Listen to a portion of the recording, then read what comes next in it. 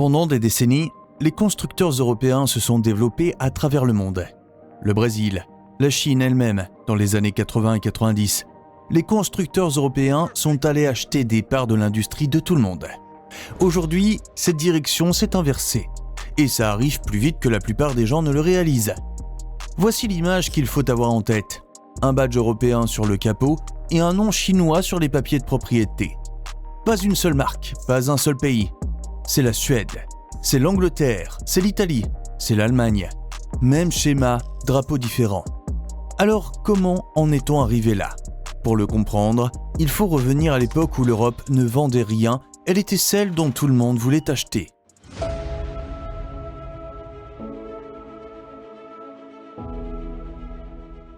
Acte 1.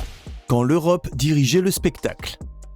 Imaginez l'Europe d'après-guerre. Les usines se reconstruisent et des décombres sort une réputation que personne d'autre sur Terre ne pouvait égaler. L'ingénierie allemande est devenue la référence pour la planète entière. BMW, Mercedes, Volkswagen, ce n'étaient pas juste des constructeurs. C'était le standard auquel tout le monde se mesurait. Précision, couple, le badge sur le capot qui voulait dire quelque chose dès qu'on le voyait. Vous vouliez savoir si une voiture était bien construite ? Vous vérifiez si elle venait d'Allemagne. La France jouait un jeu différent, mais tout aussi fort. Peugeot, Citroën, Renault, production de masse combinée à des choix d'ingénierie parfois brillants et parfois juste bizarres. Suspension hydropneumatique, traction avant quand personne d'autre ne lui faisait confiance. Et ça marchait. Les voitures françaises s'exportaient à travers l'Afrique, à travers l'Europe, dans des marchés que les marques allemandes ne se donnaient jamais la peine de poursuivre. Puis il y avait l'Italie, et l'Italie vendait quelque chose de complètement différent. Le design. Pininfarina, Bertone, Giugiaro, et ce n'étaient pas des constructeurs, c'était des maisons de style, et tous les constructeurs de la planète voulaient les avoir en ligne directe. Vous voulez que votre voiture ait l'air d'appartenir à un musée ? Vous appelez Turin. Et la Grande-Bretagne vendait le prestige. Jaguar, Aston Martin, Lotus, des marques qui vendaient autant de statues que de chevaux. En posséder une disait quelque chose sur vous-même avant même que le moteur ne démarre. Voici le fait. C'était une industrie qui exportait du savoir-faire et s'attendait à être payée pour ça. Personne à Wolfsburg, Stuttgart ou Turin ne s'inquiétait des capitaux étrangers qui viendraient les racheter. L'argent coulait dans une seule direction, hors d'Europe et vers elle. Mais quelque part au cours des 20 dernières années, ce flux a commencé à tourner en sens inverse. Acte 2, la première vague de rachat. Ce n'est pas un seul deal, c'est une chronologie, marque par marque, discrètement étalée sur plus d'une décennie. Et une fois que vous les alignez, le schéma devient impossible à ignorer. Commencez par Volvo. En 2010, Geely l'achète à Ford pour près de 1,8 milliard de dollars. Une icône suédoise, sous propriété chinoise, presque du jour au lendemain. Et voici le mécanisme qui traverse tout cet acte. Alors faites attention, parce qu'il se répète. Une Volvo peut encore être conçue en Suède, dessinée à Göteborg, construite en Europe, commercialisée comme suédoise jusqu'à la pub avec les pins et la neige. Et elle peut quand même envoyer ses profits à une maison mère installée à Hangzhou. Le badge vous dit où la voiture est née, il ne vous dit pas qui est payé. Ensuite, MG.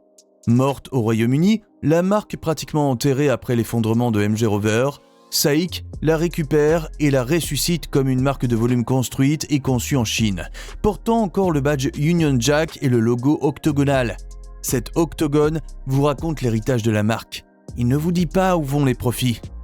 Puis Lotus, Geely encore, qui prend une participation majoritaire, finance l'Émirat, pousse la marque vers les électriques. C'est encore un nom britannique sur le bâtiment de Hethel. Mais chaque grande décision répond maintenant à Hangzhou.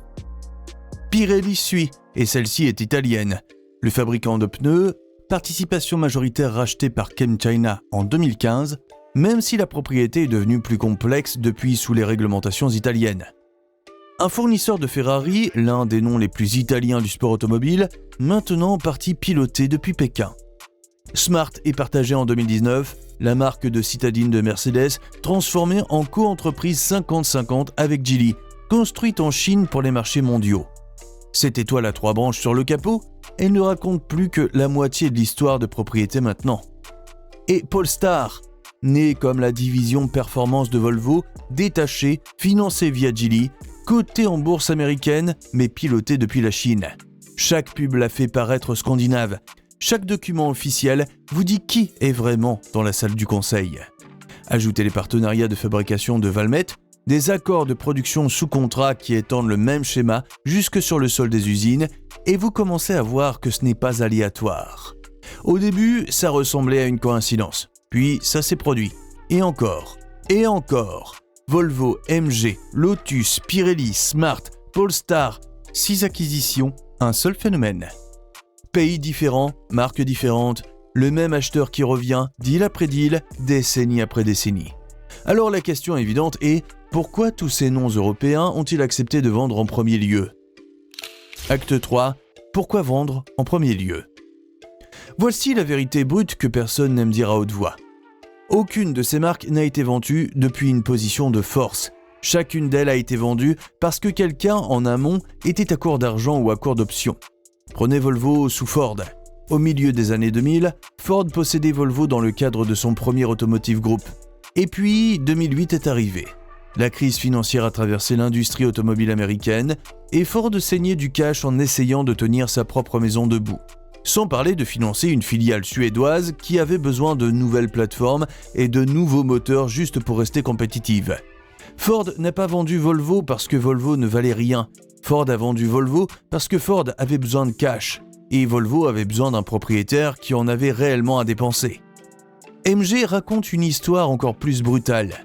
MG Rover s'est effondré en 2005. Toute l'entreprise pliant, des milliers d'emplois partis et le nom MG est resté là. Mort. Un logo sans usine derrière, sans équipe d'ingénierie, rien d'autre que des décennies d'histoire en course et un badge que les gens reconnaissent encore.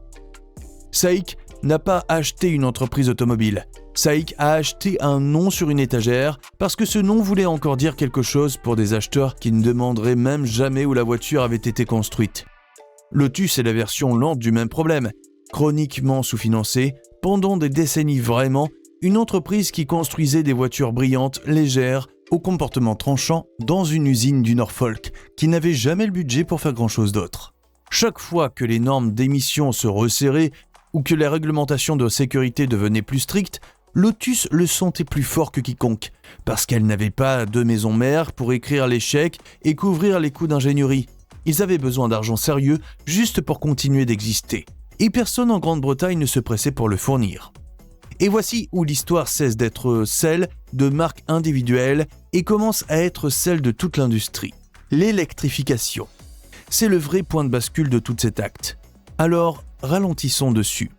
Construire une nouvelle plateforme électrique à partir de zéro coûte des milliards. Pas des millions, des milliards.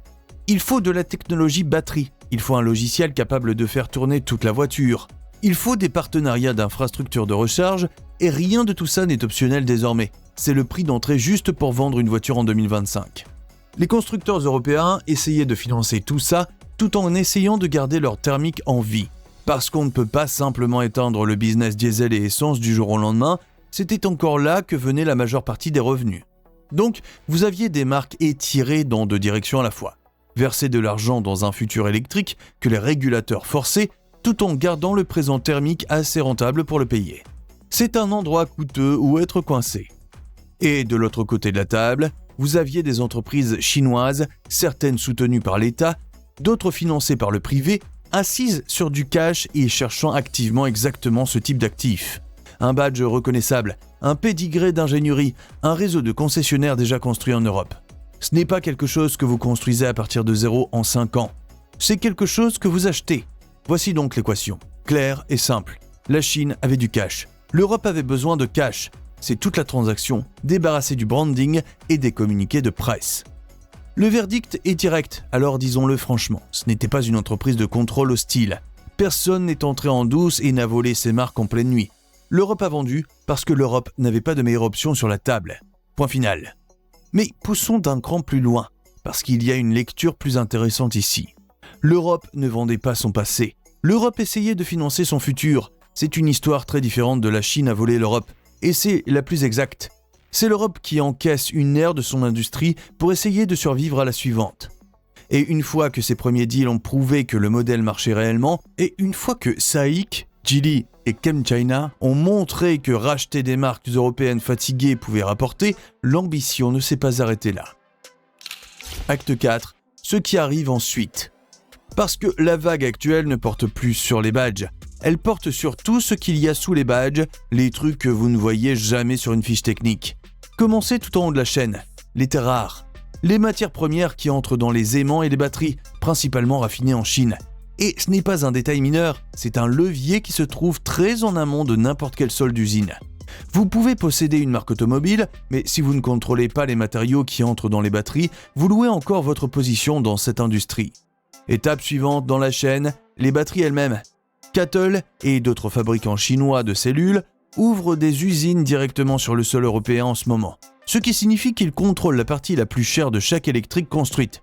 La batterie n'est plus un composant, c'est toute la structure de coût de la voiture, et cette pièce est de plus en plus propriété chinoise même quand la voiture sort d'une ligne d'assemblage allemande ou française. En dessous, la chaîne d'approvisionnement. Composants, câblages, pièces moulées, toutes les pièces sans glamour que personne ne photographie pour une brochure, de plus en plus sourcées auprès des fournisseurs chinois, maintenant intégrés directement dans les lignes de production européennes. Puis les usines elles-mêmes. Les constructeurs chinois construisent ou rachètent des usines directement en Europe maintenant, en Hongrie, en Espagne, et la liste continue de s'allonger. Pourquoi ? Parce que construire en Europe contourne les tarifs et vous rapproche du client. Ce n'est plus une relation de fournisseur, c'est une présence manufacturière. Et puis, il y a le logiciel. Alors que les voitures passent des moteurs thermiques aux véhicules définis par logiciel, ça joue directement dans le domaine où les entreprises chinoises ont déjà construit une expertise sérieuse parce que la voiture de 2030 se définit par son code autant que par son châssis. Voici la partie qui compte vraiment le plus cependant. Les profits futurs. La vraie cible n'a jamais été la fine marge sur la ligne d'assemblage. Ce sont les décennies de revenus qui arrivent après la vente, pièces, mise à jour logiciel, remplacement de batterie, le revenu récurrent qui continue de couler pendant 10 ou 15 ans après qu'un client ait quitté le parking. Voici donc les enjeux, clairement. Si ça continue comme ça, le badge sur le capot pourrait être la seule partie européenne qui reste sur la voiture. Ce qui nous ramène exactement là où nous avons commencé. Fin. L'Europe peut probablement continuer à construire des voitures encore longtemps. Personne ne ferme les usines, personne n'efface les badges. Mais ce n'était jamais vraiment la question. La vraie question, c'est qui possède les usines, qui possède les batteries et qui encaisse réellement les profits sous ces voitures. Voici le point final et il mérite qu'on s'y arrête. Le badge sur le capot et la nationalité de l'entreprise derrière ne sont plus la même chose. Une Volvo peut être suédoise à l'extérieur et chinoise au bilan. Et la plupart des conducteurs qui sortent de la concession ne sauront jamais la différence ou même ne penseront pas à demander. C'est l'ironie et elle n'a pas besoin d'être adoucie. L'industrie qui a passé des décennies à racheter le reste du monde se fait maintenant racheter en retour, pièce par pièce, badge par badge, pendant que chacun de ces badges reste exactement le même. Alors dites-nous, laquelle de ces surprises vous a le plus marqué ? Mettez-le en commentaire et abonnez-vous pour plus d'histoires du garage français.